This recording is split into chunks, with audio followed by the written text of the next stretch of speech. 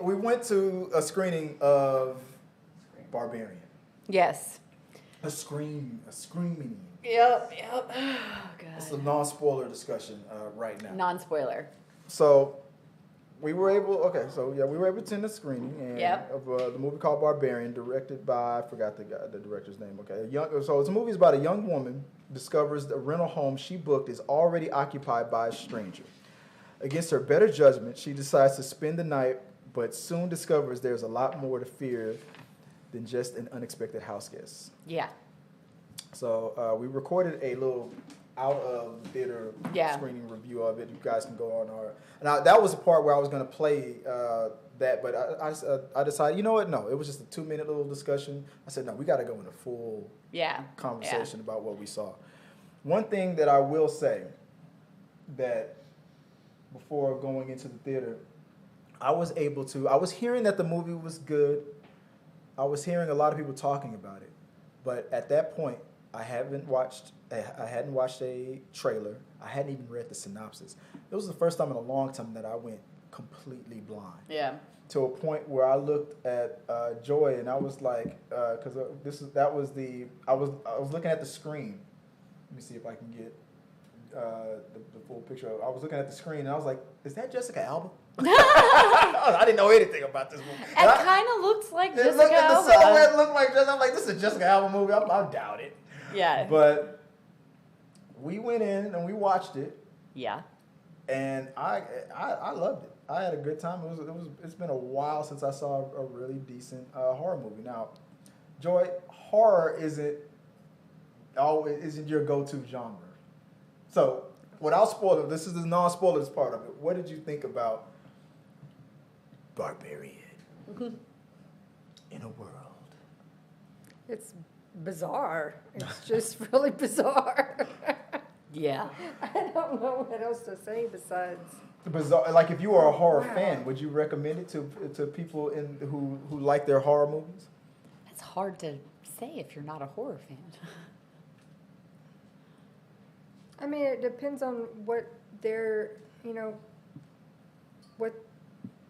what they're into. Well, as a non-horror fan, like, did you Because not enjoy some it? people will say, "Oh, I want to go see Saw and call that horror," and I'm like, "That's gore to me." That's just That's gore, not yeah. horror." Yeah. Would you categorize this And as I gore? wouldn't call this gore. I mean, not to get into. I was about to say something, but I mean, not that every it was horror movie psychological. has some blood and guts, but that's not the predominant Yeah. feature of the movie. It's not. It's not a. how good? What It's about not a like hostile type. No, no, like yeah. where you're just like. right? There was things like there was a lot of tension like in the beginning of it. It was Yes. mostly about the and without telling you why, there was moments where it was like two different types of movies in two different genres, not genres, but horror genres. I mean, like first, like we said, very psychological in the beginning, and then the typical kind of, I wouldn't say slasher kind of a thing. I actually will, if you're calling those two different types of horrors, I would say then it's technically three different types of movies. Because you got 3 movies out of one. Okay. yeah, What do you got? because you're getting two different types of horror movies, and then you add, in my opinion, a dark comedy. It had a lot of, in my mind, like. Oh yeah, well, there was some. It's a horror movie that had some funny moments. I wouldn't have called it a dark I comedy. would, because you're sitting there laughing about some of the a things person's that are happening. situation. You're like, yeah, was almost the entire audience was laughing at things, going, "Are we really supposed to be laughing at Well, this?" I mean, I'm not the expert on it, but they say that horror and comedy are like those are those two genres that Yeah, I was still scared crapless. So because the point of you're in a good comedy. If the people are laughing, no matter if the movie's Oscar worthy or it's the dumbest movie ever, if the people are laughing, that's it. The movie's done its job. Yeah. If the people are terrified and scared, in the horror, the movie did its job. correct. So Well, it I did mean, everything. based on those those parameters, I guess. The movie did its it job, was- right? Yeah, absolutely. No. And I hate scary movies. And that's why I enjoyed taking you both to Joy in the same way. How also it's not your cup of tea. It's not usually though that because I'm scared of them, they just don't appeal to me. Oh no, I'm scared. I- Big baby. my girls loved them, so I was always the chaperone because I couldn't get into them. Yeah. And they would make fun afterwards. They were like, "You didn't jump or do anything," and I was like, "Because most of these movies, I know exactly what is going to happen, so I don't find them entertaining." My buddy does not react that way. I am in pure panic the entire time. And did this fulfill that? Yeah, I was in panic. I literally was inside of her arm most of the movie. Not even most of the movie. I was inside. But this one was definitely much. Yeah. It wasn't like the cheesy ones where you're like, really? I know. Come on. I screamed several times. I would say that there were moments where it could have been cheesy, and they still worked. And they pulled a lot of it off really well. The acting on it, I enjoyed everybody's performance. I thought everybody acting wise did a great job. We had what's his name? What's his last name? Skarsgård. Skarsgård. We had a Skarsgård in the. We had it. It was in the movie. So I was like, oh, he's in this movie. The second I saw him, I'm like, oh yeah, this is gonna be good. This is gonna be good. And like I said, he didn't disappoint. The fake Jessica Alba was great. I gotta learn her real name. Oh my goodness. She was awesome. She really was. Oh, we got to get to the spoiler part of this conversation to talk about her. Everybody did great. So I'm gonna pull up. So let's go and let's do it real quick. So guys, if you have not seen Barbarian, we're gonna for the next 5 minutes or so, we're gonna talk spoilers. I'm gonna put this up.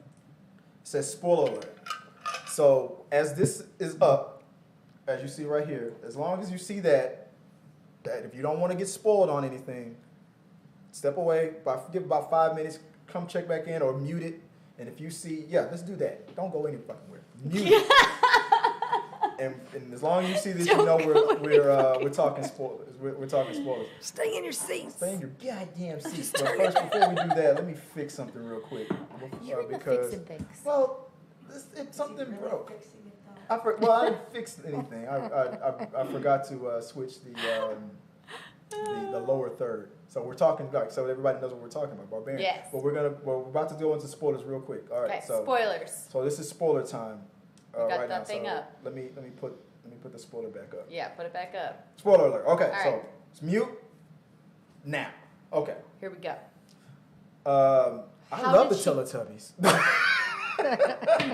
How did she not die? You mean Jessica Alba? Yeah, fake Jessica Alba. How did she not die? Like, holy freaking hell. Because she followed the rules. So after we figured out that what's his name, Skarsgård was not a creep.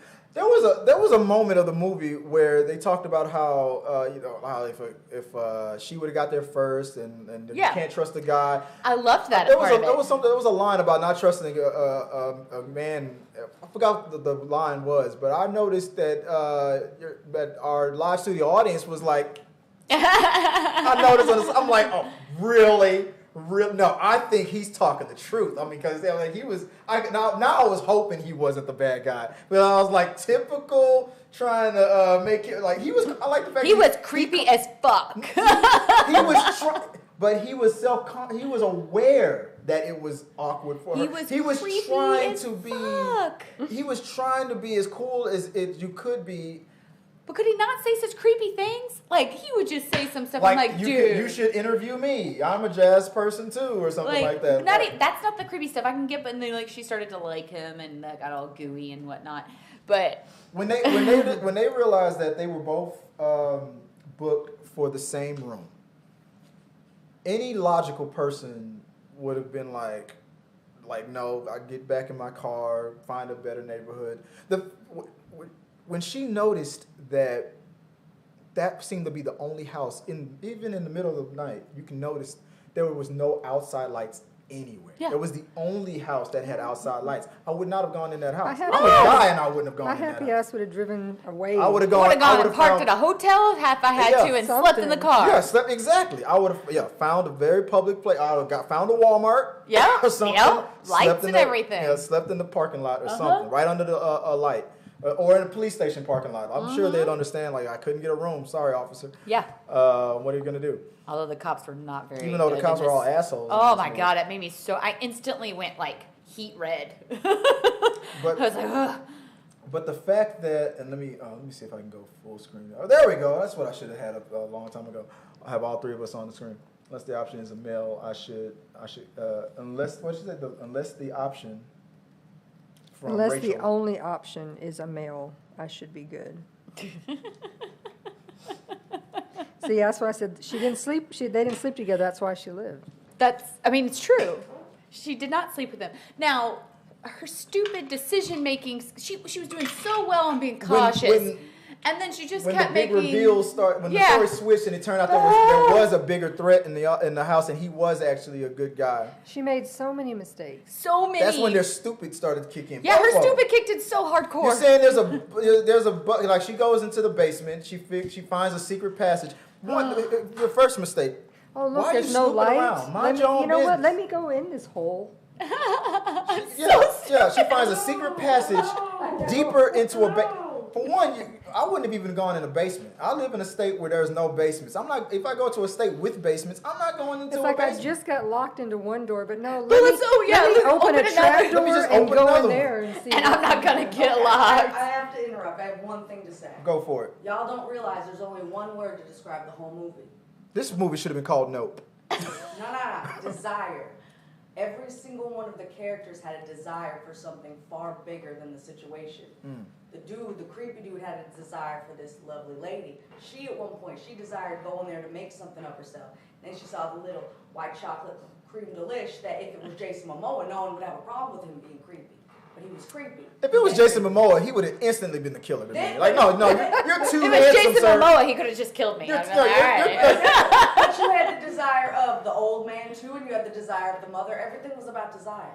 Why you gotta go be smart about it? God. Inner desire. Just gotta go and find the smartness. I'm like, is this an episode of Lucifer, or is this Barbarian? Tell me what you truly desire. They all made, every single decision they made was out of desire. Every single character. I think the decision to go deeper into that secret tunnel in the basement was out of stupidity. Desire to be stupid. No, she did it because she desired him, and she was confused because for a minute she felt seen, even though he was fucking creepy. Pardon me. The whole part. So when the story cut, when we found out that there was a monster that was in the basement, and everybody, dragging people into the basement and everything, we figure out that there's a whole backstory about the previous owner of the house, the guy and everything, who used to kidnap people and then created like incestual children. Correct. And one is still alive and still living down there, and super damn strong too. Like crazy strength. Desire to be strong, right? But and once very, we learn very that, hairy then the movie boobs. jarringly changes to almost a completely different movie. We go to movie B, and let me see if I have the cast up, because what's his name? Justin Long.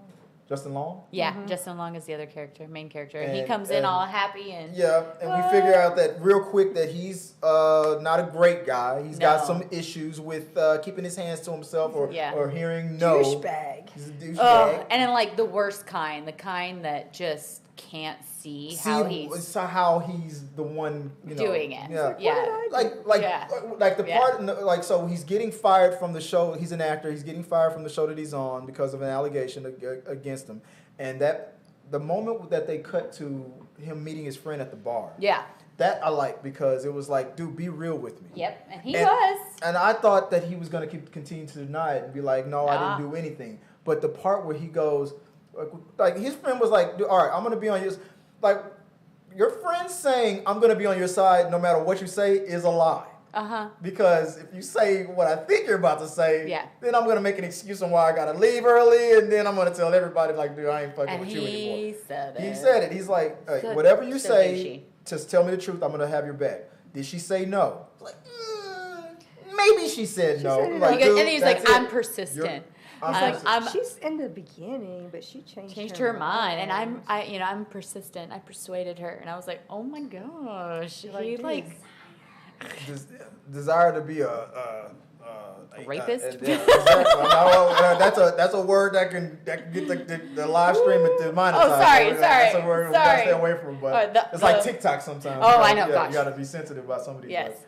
But when you realize that, okay, this movie is probably going to switch to a situation where he's going to try to like redeem himself. And he had some opportunities. He did, and they voiced the desire to have that opportunity and change. Well, yeah, and then he's like, and then he doesn't do it. Like, I need to make this right. Even though the whole time I know that if he's successful, all he's gonna do is turn this into a PR thing. I'm the hero. I say. And then I was like, okay, you're gonna earn it, and you'll deserve. If you are the hero, if you went in, if you saved everybody and you got them out, great. That's a good thing. It doesn't erase what you did. No, it doesn't. But it does. But maybe in Hollywood, maybe then people it would split the audience. I would say after something like that, he would then probably have gotten a comeback. I think they did a really good job with the one scene where they just panned in and he's all like, what if I'm the bad guy? They really tried to find these redeemable qualities in him. I like the way he struggled with that. Of him growing in that moment. And then Rachel said, that doesn't sound like and then about 90 seconds later. 90 seconds later, he reverts back to that old behavior. Well, fight or flight. Like he's struggling. Am I a good person? Am I a bad person? And then the second the monster comes back. Yep. And fear, in those fear moments, it'll show. It's like, everybody, I'm not dying. That scene where he decided to throw what's her name, the other actress, under the bus to sacrifice her, to sacrifice Tess to save himself. Yeah, I mean, under the bus would have been better. He threw her off. He threw her off of a roof. The whole thing would have been okay if he had been like a calculating. I know that if I throw her off of this thing, the monster will try to protect her. But he didn't know. He guessed it. The monster was a mother figure, wanted to be a mother, and was trying to be protective of Tess, and wanted a baby figure. But he wasn't doing that. He was trying to survive. He was trying to distract her so he could long enough to escape, because even how he phrased it. I'm sorry. You're not gonna like this. I don't blame him. I'm sorry. That you're in a panic, fight or flight, monsters coming at you. He doesn't know Tess. He doesn't owe her anything. I would have thrown her ass off. If it would have been a guarantee of my survival. That was my thing in the beginning. When she got out of the building, I wouldn't go back in there. I'll go alert every authority further away, the news channels and everything else. But I'm not going back in that house. I would not have gone back into the house, exactly. But I also would not have thrown a person off the top of a building. What's the difference? The person's in the house screaming, "Help me, help me!" I'm not going in there. Because there's a point of what I can do and what I can't do. I can't defeat something that is out of my skill sets of defeating. So therefore, I need to find the people that can help me defeat this thing. However, which was his point. However, my moral compass would not allow me to take a physical person and throw them off the building and use them as bait. That would affect my moral compass. One is a survival rate of finding another person to bring into the situation and creating information. The other is taking someone and sacrificing them. Yes. I'm not sacrificing a person in the other one. I'm still trying to save them. I'm just getting the people who can do it to do it, because I don't have the skill set to do it. If we're ever in the zombie apocalypse, I don't have to outrun the zombies. I have to outrun you. Oh, I'm going to totally win that. That's the rule. I have way longer legs than you. This stride is going to kick your ass. But I would have a moral compass. But I would honestly try to, if I had the opportunity to hold a door open for you to get into the room, exactly. to stop the zombies from eating your ass, I would cheer your ass on to get you to run faster, get you in that door, and then slam the door in the zombie's face. I'm not going to shut the door on you. In the situation that they were in, they climbed to the top of let's call it a tower. Like, it was one of those water container tower things, whatever. They climbed to the top. There was only one way up, one way down. They already went up. The monster was coming up too, which he made the decision of, which was stupid. Because he verbalized it. There's no way out. We can't jump. We can't go down because the monster's coming up. So he realized the only way to get out of this was to throw some bait at it. He could have kept going straight, for Christ's sake. Look, whether we like it or not, it wasn't his plan. But it worked. He was already a bumbling idiot with the. She's like, "You got the gun," and then he dropped. Oh my god! Fumble fingers. You guys are also missing another thing that also happened with AJ, with Justin Long's character. He went right back into the whole "I can't take responsibility" role with the assault charges that was going on with him. Oh yeah. With going on at work. The second he threw Tess off that roof and the monster jumped after her, and they both looked like the monster died, and it looked like maybe Tess died, and he turned out that Tess survived. He instantly went into the excuse. I'm so sorry. Oh, man, you slipped. It was almost just like that phone call when he was trying to do damage control of calling his victim. It is the worst. I'm sorry. It's the worst kind of people. I'm sorry that you misunderstood when I was forcing you to have sex. It is the worst kind of people where they are always the victim and never the cause of their own problems. I was trying to move you out of the way of the monster. You slipped. You kept sliding. You fell off the roof. Luckily, you lived. Can't do it. I can't do it. So it's all about it was all about not taking responsibility for. But so he had so many opportunities to be redeemed. He didn't take it.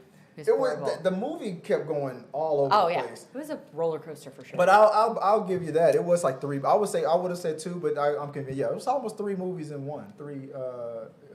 What you got, Joy? Rachel says she's a runner. She's a track star. I'm sorry. I don't blame him. Like Tess was still a stranger to him. I know. I'm sorry. No, I disagree. I also put my shopping cart up. Do you put your shopping cart up? I felt the loyalty between Tess and Skarsgård's character. I felt the loyalty, but this guy, especially from his when we know what he's about, he's gonna do whatever it takes to survive. We've got a lot of Justin Long comments. Nixon says, all I can think of is Jeepers Creepers. Oh, it was very Jeepers Creepers-ish. And Rachel says, all I can think of is Dodgeball. The fact that we went in completely blind, none of us read. Yeah, none of us knew what this was about.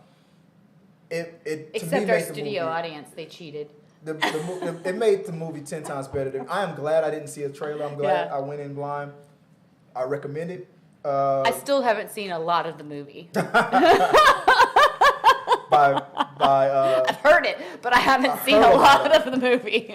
But we recommend it, so I'll take the spoilers back off of this. We're not going to talk spoilers anymore. We just highly recommend. Oh, where is it? Yeah, go watch it. I think it's actually a movie. As someone who doesn't watch horror movies, I think it's one to actually see.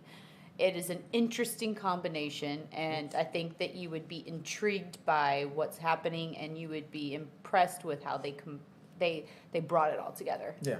Oh yeah. And I 100% agreed with it. And if you like your typical gory stuff, it's something for the horror fan out there. It's something in there for everybody. Yeah. If you like your psychological thrillers, or if you like your gore, like almost three movies in one. It's made to satisfy all you little sickies out there. Yeah. So, all right.